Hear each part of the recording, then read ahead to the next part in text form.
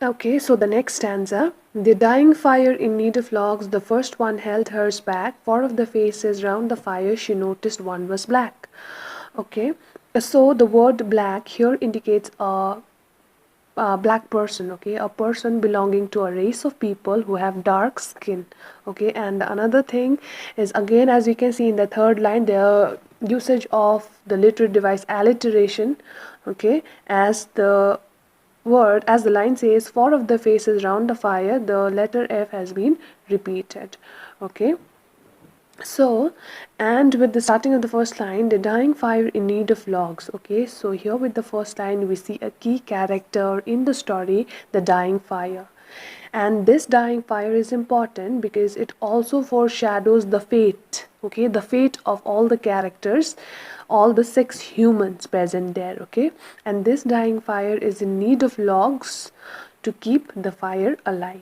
Okay, so the next one, the first one held hers back. Four of the faces round the fire, she noticed one was black.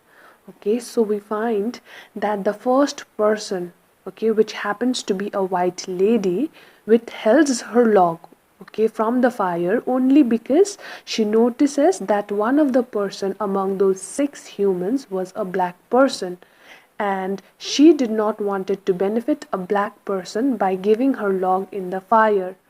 Okay, so here you can see the person being racist, okay, as the person has been discriminated because of his race, that is color. Okay, had it been other person, the lady would have given her log, but she saw that one of the person was a black person, hence she did not, she was not willing to give up her log.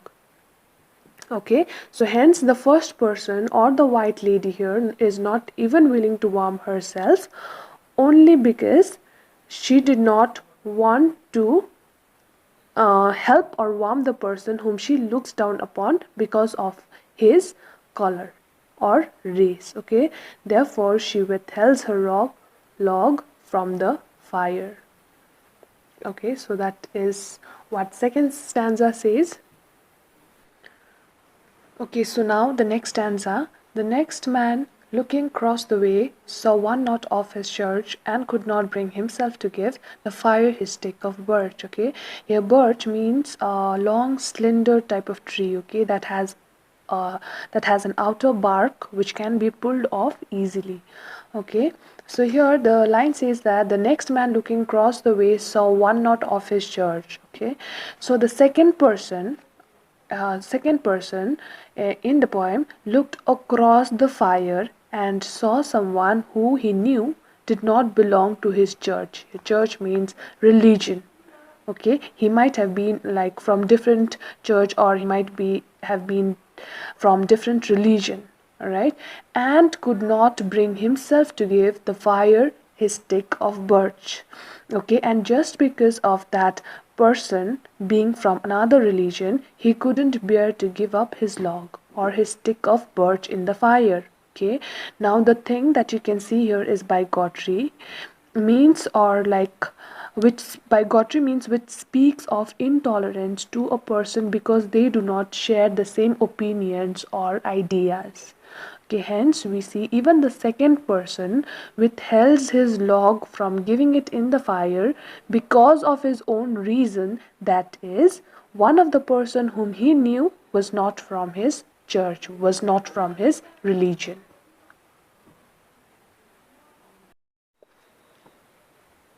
Okay, the next stanza.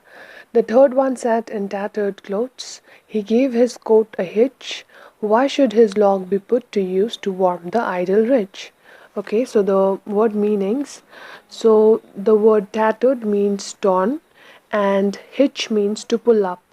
Okay, so with the very first line, the third one sat in tattered clothes, we come to know that the third person seems to be poor. Why? Is because of his description given, that is, he was in tattered or torn clothes, okay, that too in such kind of weather, which gives us a hint about he being poor. Okay, next line, he gave his coat a hitch. Okay, so this line simply means that he perhaps felt the cold more than the others, so that is the reason we notice that he gave his coat a hitch, meaning he adjusted his coat closer to his body to get some warmth from his inadequate clothing. Okay. So the next line, why should his log be put to use to warm the idle rich? Okay, we see that the third person here is the victim of class structure or classism, you can say, as he has got a question in his mind, that is, why should his log be put to use to warm the idle rich?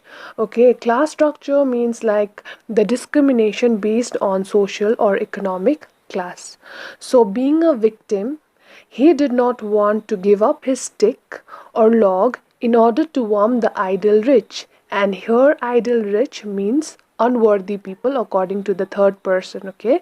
Because in his eyes, the rich are the unworthy people who do not deserve any act of kindness. Okay, so overall, the fourth stanza says, or is trying to say, that the third one was a poor man in torn clothes. So, in order to protect himself from freezing cold, what he did? He gives his coat a hitch. But we see that he did not want to give his stick, as he envied the rich man, because might be because of his wealth, or we can say as he was a victim of class structure.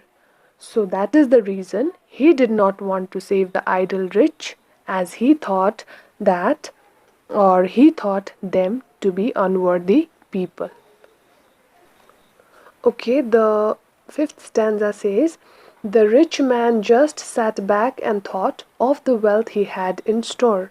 Okay, so the lines are simple here, which means that the next person was the rich man who just sat back and thought about his wealth. Here, wealth is the log which he had, like everybody had with them, okay, a log or a piece of wood, and he, that is the rich man here, is holding it selfishly as to keep it away from the poor. Okay, in the next lines we see, that is, and how to keep what he had earned from the lazy shiftless poor. Okay, and in the next two lines we see things like class again and greed, or you can say miserliness. Okay, greed of the rich man, or you can say miserliness of the rich man, that is, he thinks as how to preserve his wealth that he had earned, okay, and how to protect it from the lazy shiftless poor. Here, lazy shiftless poor in the last line means from the people who lack any ambition and energy. Okay, shiftless poor means people lacking ambition or energy. Okay, so as we see these two stanzas, that is the previous one, the fourth stanza, and the fifth stanza, we see how the rich considered the poor as lazy shiftless, which means lacking ambition and energy, and on the other hand, how the poor thought the rich to be unworthy. So in this way we see both of them, due to their prejudice, keeps their firewood to themselves and does not give their firewood to work as a fuel in the dying fire.